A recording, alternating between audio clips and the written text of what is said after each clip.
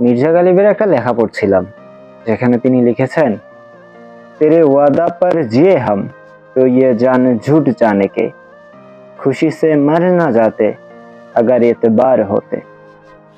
যার অর্থ দাঁড়ায় এমন, তোর দেওয়া মিথ্যা প্রতিশ্রুতি তাতেই ছিল প্রাণ, বিশ্বাস যদি হতো হাসি মুখেই দিতাম জান। এই লেখাটাকে যদি আরো একটু সহজ করে আপনাদেরকে বলি, তাহলে লেখাটা দাঁড়ায় এমন, তোমার দেওয়া মিথ্যে আশায় বেঁচে ছিল প্রাণ, সেগুলো যদি সত্যি হতো কবেই দিতাম এই প্রাণ।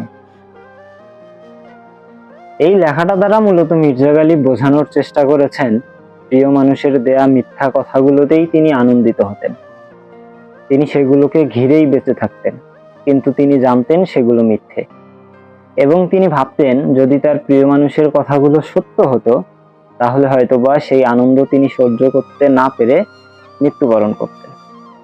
এইখানে মির্জা গালিব কিছুটা ব্যঙ্গাত্মক করে তার প্রিয় মানুষের কথাগুলো তুলে ধরেছেন এবং বোঝাতে চেষ্টা করেছেন তিনি তার প্রিয় মানুষকে কতটা ভালোবাসেন, তার কথাগুলো তার কাছে কতটা গুরুত্বপূর্ণ ছিল। মির্জা গালিবের লেখাগুলো প্রকৃতপক্ষেই অনেক গভীর।